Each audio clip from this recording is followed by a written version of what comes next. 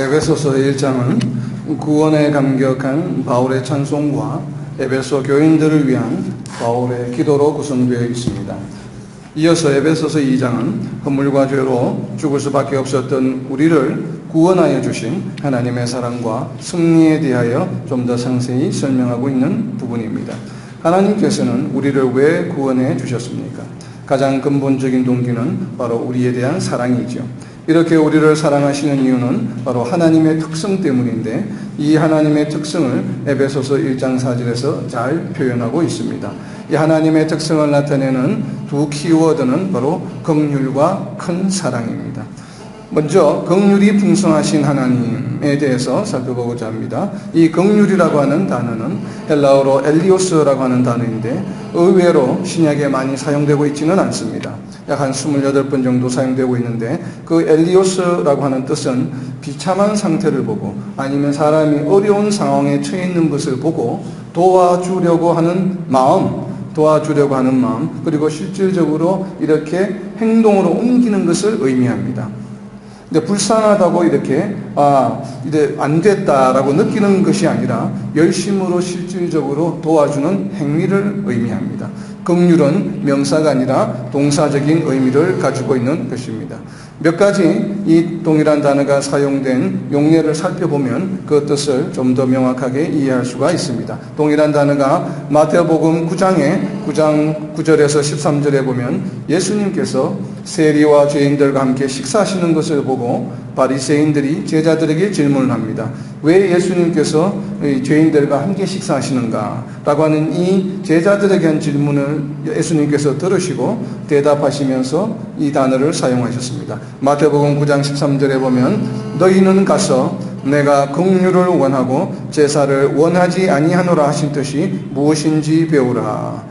바로 이 말씀은 무슨 말씀인가 하면, 내가 긍휼을 원하고 제사를 원하지 아니하노라 하는 것은 예수님이 하신 말씀이 아니라 구약에 나오는 말씀이죠. 구약 바로 호세아 6장 6절에 나오는 말씀입니다. 이 말씀을 인용해서 예수님께서는 바리새인들에게 말씀하시기를, 이 내가 긍휼을 원하고 제사를 원하지 아니한다라고 하신 말씀의 뜻이 과연 무엇인지 너희는 배우라 라고 말씀하셨습니다. 그리고 마태복음 9장 13절에 이어서 나는 의인을 부르러 온 것이 아니요 죄인을 부르러 왔노라 하시니라, 이렇게 말씀하셨습니다. 예수님께서 세리와 죄인들과 함께 식사하신 이유는 무엇이겠습니까? 이것을 바로 예수님께서는 세리와 죄인들과 함께 식사하신 것을 긍휼이라고 설명하시고 있습니다. 이 함께 식사하신 이유는 무엇일까요? 그들이 죄인이기 때문에 그들을 죄로부터 구속하시기 위함이겠죠. 그래서 예수님께서는 죄인을 부르러 오셨다고 말씀하신 것입니다. 이렇게 죄인들과 함께하는 것이 바로 제사가 아니라 죄인들과 함께하는 것이 긍휼이라고 설명하시고 있습니다. 이 동일한 구절이, 정확하게 동일한 구절이 이 마태복음 9장 13절과 동일한 말씀이 마태복음 12장 7절에서도 사용되고 있습니다. 여기에서는 조금 다른 경우입니다. 이 마태복음 12장에서는 제자들이 안식일에 밭을 지나가다가 이삭을 잘라 먹은 것을 보고 바리새인들이 왜 율법을 어기냐고 이제 정죄하자 예수님께서 바리새인들에게 하신 말씀입니다. 마태복음 12장 7절에 보면 뜻을 너희가 알았더라면 무지한 자를 정죄하지 아니하였으리라. 여기서 뜻은 마태복음 9장 13절에 살펴본 내가 긍휼을 원하고 제사를 원하지 아니하노라 하신 이 뜻이 무엇인지를 너희가 알았더라면 무지한 자를 정죄하지 아니하였으리라 라고 하신 지금 말씀입니다.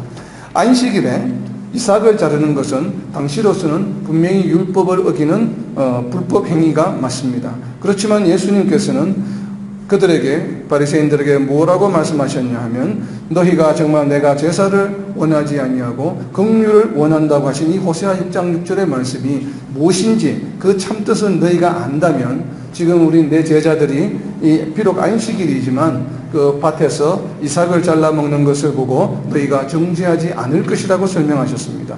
이것은 다르게 설명하면 무슨 얘기인가 하면, 얼마나 배가 고팠으면 참지 못하고 안식일에 불법인 줄 알면서도 이삭을 먹었을까를 생각하라는 말씀이죠. 바로 이것입니다. 누군가가 분명히 잘못했어요.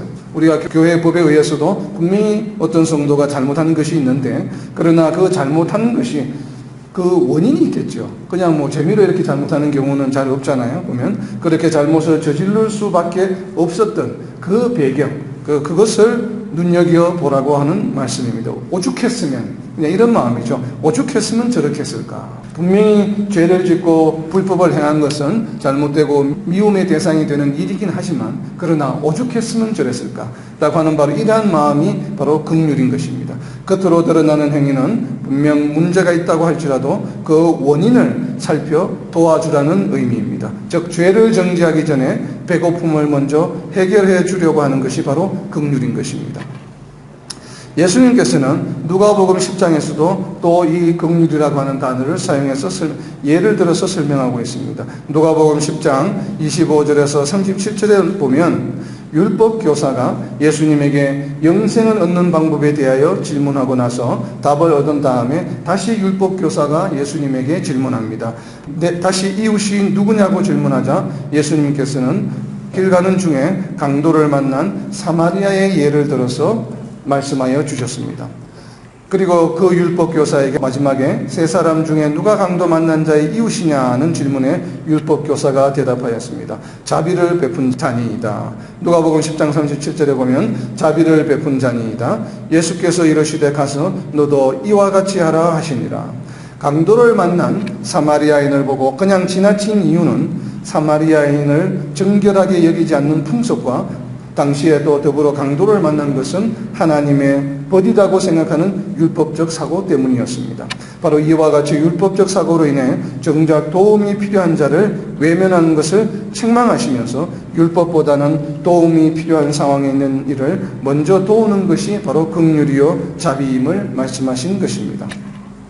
이와 같이 예수님께서는 긍휼이 풍성하신 하나님이시요 또 예수님도 우리에게 긍휼을 베풀라고 말씀하시고 오늘 하나님의 속성을 보면 우리가 이 긍휼이 풍성하다. 바로 이 예수님께서 우리에게 설명하고 보여주신 긍휼이라고 하는 것은 뭐예요? 어떤 율법적인 어떤 규칙이나 어떤 규례나 그런 것보다는 그 이면에 있는 정말 그 사람이 필요로 하는 것, 정말 그 사람이 원하는 것이 무엇인지 그것을 잘 살펴보라고 하는 것이죠. 비록 죄인이라 할지라도 죄를 미워하지 말고 그 사람이 처해 있는 환경을 어떻게 하면 죄를 짓지 않는 상황으로 이렇게 만들어줄까, 그것을 긍휼히 여기라고 하는 마음이죠. 바로 이와 같은 마음이 예수님께서 우리에게 설명해 주신 이러한 긍휼의 마음을 풍성하게 가지신 분이 바로 하나님이시다라고 하는 것이죠. 이러한 동일한 논리로 하나님께서는 우리를 향해 우리의 죄를 보시고 진노하시기보다는 긍휼히 여기시는 것입니다. 하나님께서 가지고 계시는 긍휼이 바로 이러한 긍휼이에요. 우리가 비록 하나님 보시기에 정말 그냥 겉으로 보기에는 정말 한 방 이렇게 쥐어받고 싶을 정도로 미운 짓을 많이 하고 또 때로는 하나님의 말씀을 잘 지키지도 아니하고 또 하나님이 하라고 하는 것을 하지 아니하고 오히려 하나님을 어기면서 반대의 길로 가기도 하고 때로는 정말 정죄하고 벌을 주고 싶은 심정이 많겠지만 그러나 하나님께서는 우리를 정죄하지 아니하시고 어떻게 하셔요? 바로 이렇게 예수님께서 설명하신 것처럼 긍휼한 마음을 우리에게 가지고 계신다라고 하시는 것이에요. 로마서 9장 22절에서 23절에 보면 이와 같은 상황을 설명하고 있습니다. 만일 하나님이 그의 진노를 보이시고 그의 능력을 알게 하고자 하사 멸하기로 준비된 진노의 그릇을, 이것이 바로 우리죠. 지금 우리가 하나님 말씀대로 살아가지 못하고 하나님을 믿는다고 하면서도 세상 가운데 하나님을 믿는 사람인지 전혀 구별이 되지 않고 살아가는 모습, 아까 앞에서 본 밭을 가면서 이삭을 따먹는 것 같은 그러한 행동을 하는 것이 바로 우리입니다. 하나님의 진노를 보이시고 하나님의 능력을 우리도 하여금 알게 하시려면 사실은 이렇게 불법을 행하고 하나님의 말씀을 따르지 않는 이는 벌을 주셔야 되거든요. 출애굽 당시에 하나님께서 10가지 재앙을 주신 것 같이 그렇게 우리에게 벌을 주셔야만 여호와 하나님께서 살아계시는구나, 지금 함께 하시는구나 하는 것을 사람들로 하여금 알게 하시는 것이 맞는데, 그렇지만 여기에 보시면 22절에 보면 그렇게 알게 하고자 하사 멸하기로 준비된 진노의 그릇, 진노의 그릇은 바로 우리죠. 진노의 그릇을 하나님께서 어떻게 하십니까? 오래 참으심으로 관용하시고 23절에 이어서 또한 영광받기로 예비하신 바 긍휼의 그릇에 대하여, 그러니까 우리가 비록 겉으로 보기에는 진노의 그릇일 수밖에 없지만 그러나 하나님께서는 진노의 그릇으로 여기지 아니하시고 오래 참으시며 관용하시며 우리를 무슨 그릇으로 여기십니까? 바로 긍휼의 그릇으로 바꾸어 주신다고 말씀하시는 것입니다. 그래서 긍휼의 그릇에 대하여 그 하나님의 영광의 풍성함을 얻게 하고자 하셨을지라도 누가 무슨 말을 하겠는가라고 하는 것입니다. 하나님께서는 우리가 예뻐서, 우리가 행동을 잘해서, 우리가 하나님의 말씀을 잘 지켜서 우리를 이렇게 이뻐하시고 사랑하시는 것이 아니라, 하나님께서는 우리를 예정하시고 택하여 주신 하나님의 자녀이기 때문에 때로는 우리가 비록 잘못하고 참 벌을 받을 만한 짓을 하는데도 불구하고, 진노의 그릇의 대상인데도 불구하고 하나님께서는 오래 참으시고 관용하시며 긍휼의 그릇에 대하여 영광의 풍성함을 얻게 하시고자 하시는 것이죠. 우리를 바로 진노의 대상이 아니라 긍휼의 대상으로 여기시는 것입니다. 우리를 이렇게 긍휼의 대상으로 여기시게 된 것은 어떤 이유이겠습니까? 바로 우리가 불순종하였기 때문입니다. 로마서 뒤로 좀 넘기셔서 11장에 보면, 로마서 11장 31절에 보면 이와 같이 이 사람들이 순종하지 아니하니 이는 너희에게 베푸시는 긍휼로 이제 그들도 긍휼을 얻게 하려 하심이라 라고 말씀하고 계십니다. 이것은 우리 선택받은 예정된 사람들 뿐만 아니라 우리가 정말 하나님을 믿는다고 하면서도 순종하지 아니하는 자들, 하나님을 믿지 아니하는 자들, 하나님께 정말 불순종하는 자들을 즉시로 벌주지 아니하시고 어떻게 하셔요? 여기 보시면 로마서 11장 31절에 보면 이 사람들을 가두어 두신다라고 이야기하고 계십니다. 왜 가두어 두십니까? 그들로 하여금 하나님의 긍휼을 알게 하기 위해서.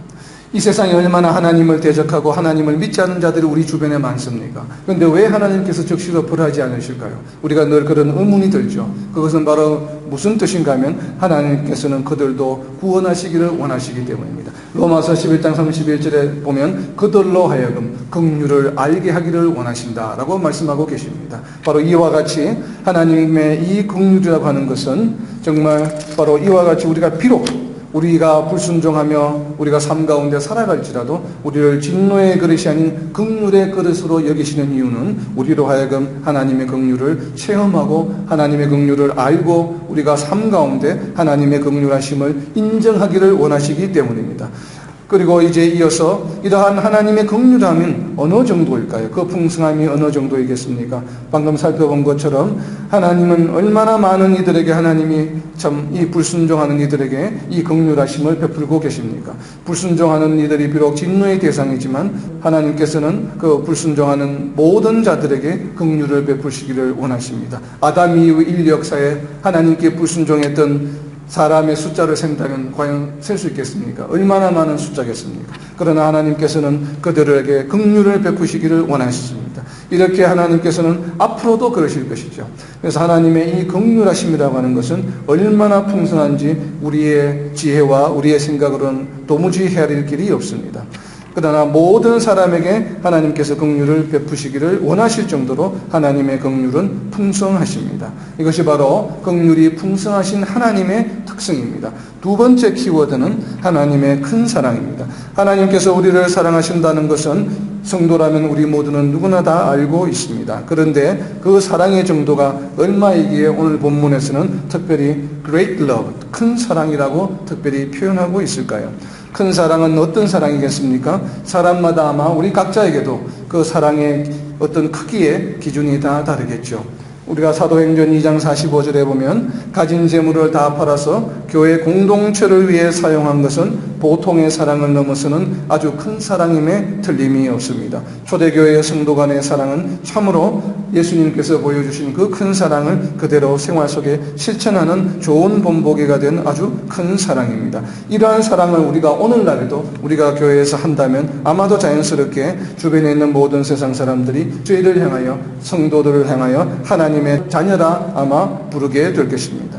그리고 가진 모든 것을 버리고 예수님을 따르는 것도 사실은 대단한 사랑이지요. 마태복음 19장 29절에 보면 하나님께서는 이들에게 또 상급을 주신다라고 말씀하십니다. 마태복음 19장 29절에 보면 또 내 이름을 위하여 형제나 자매나 부모나 자식이나 전토를 벌인 자마다 여러 배를 받고 또 영생을 상속하리라 이렇게 말씀해 주셨습니다. 이렇게 예수님을 위해서 예수님의 복음 전거를 위해서 우리의 성도의 올바른 삶을 위해서 물질과 가족조차도 후순위로 하나님보다 뒤순위로 두는 이러한 사랑도 사실은 대단히 큰 사랑임에 틀림이 없습니다. 그런데 우리는 이보다 더 큰 사랑이 있습니다.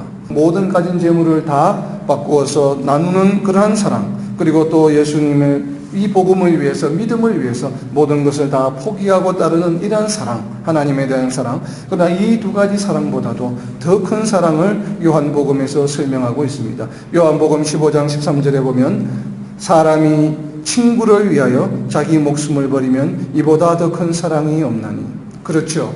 우리가 정말 우리가 가진 재물이나 우리가 가진 능력이나 무언가로 다른 사람에게 사랑을 베풀 때에 정말 우리 목숨을 바쳐서 이렇게 누군가를 위해서 해줄 수 있다고 하는 것은 정말로 대단히 큰 사랑이죠. 어떤 사랑과도 비교할 수 없습니다. 어떤 사랑이 이보다 더 클 수 있겠습니까? 이와 같이 우리는 비록 우리의 삶 가운데 우리의 친구를 위해서 자기 목숨을 버리는 이런 큰 사랑을 할 수 있는 과연 우리 오늘날 우리 성도들이 얼마나 되겠습니까? 굉장히 드물겠죠. 그러나 우리를 위해서 우리의 친구 되신 예수님께서는 우리를 위하여 자신의 목숨을 들이셨습니다. 바로 이 예수님이 우리를 위해서 목숨을 들이신 바로 이 큰 사랑, 바로 이것이 하나님의 사랑이죠. 십자가의 고통의 길이 얼마나 어렵고 힘든 길이었는지 우리는 상상조차도 할 수 없습니다. 예수님의 감람산에서의 기도를 보면 우리는 그 고통이 얼마나 심하셨는지를 짐작해 볼 수 있습니다. 예수님께서는 이 십자가의 길을 가능하다면 피하기를 원하셨습니다. 누가복음 22장 42절에 보면 만일 아버지의 뜻이거든 이 잔을 내게서 옮기시옵소서. 그리고 얼마나 열심으로 기도하셨는지 누가복음 22장 44절입니다. 보면 애써 더욱 간절히 기도하시니 땀이 땅에 떨어지는 핏방울같이 되더라. 얼마나 열심으로 기도하셨으면 실제로 피가 흐르는 것이 아니라 그 몸에서 흐르는 땀이 피처럼 이렇게 끈적끈적하게 된다는 것이죠. 우리가 정말 이렇게 무언가를 일을 열심히 심하게 하거나 노동을 그리고 운동을 열심히 하게 되면 땀이 이렇게 그냥 보통 우리가 약간 더울 때 흐르는 땀하고 그 땀이 다르죠. 완전히 범벅이 된 끈적끈적한 땀이 몸에서 흐르지 않습니까? 바로 그와 같이 예수님께서는 기도하시는 중에 이와 같이 땀을 핏방울같이 흘리시면서 간절히 기도하신 그 기도의 내용이 바로 무엇입니까? 누가복음 22장 42절에 있는 만일 아버지의 뜻이거든 이 잔을 내게서 옮기시옵소서. 이 십자가의 극형의 형벌이라고 하는 것은 당시로서는 가장 심한 가장 고통스러운 형벌이었습니다.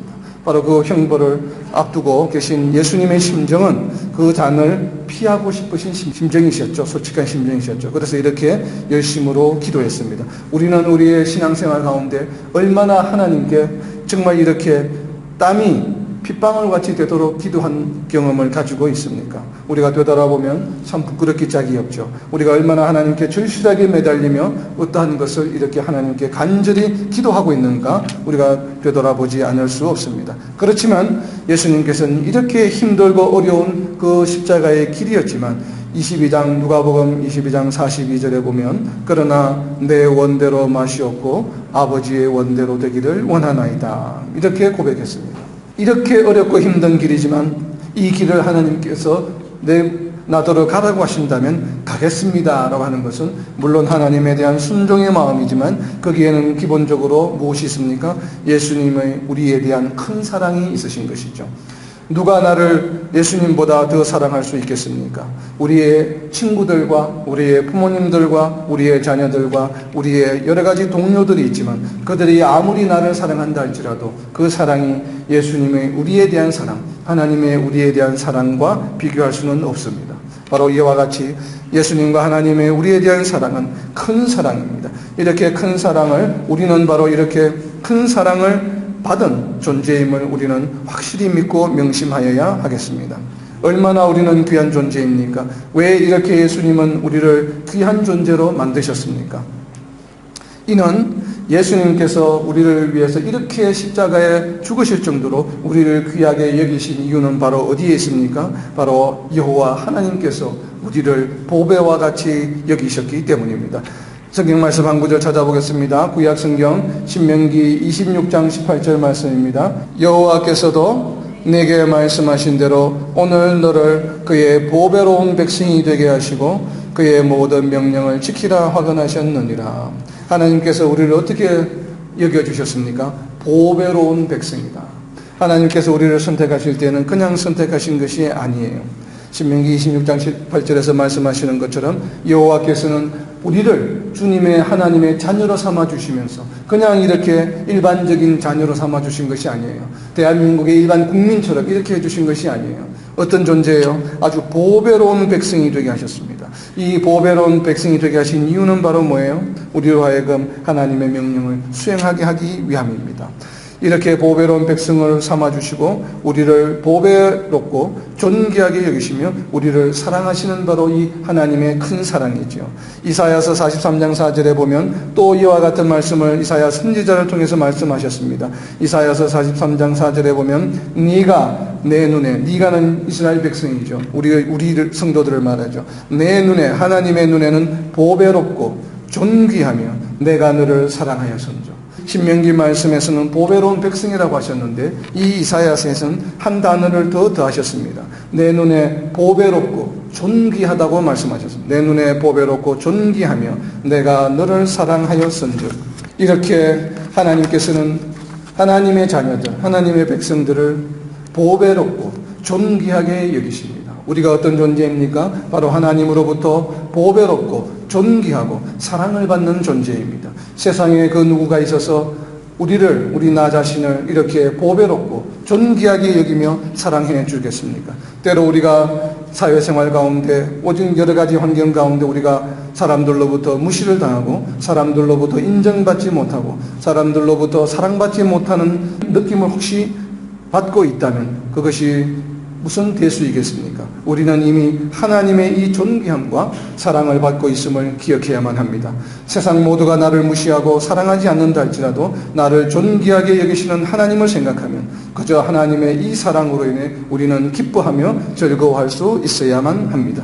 때문에 하나님이 함께 하시는 곳이 바로 그 어디나 천국의 삶이 되는 것이죠.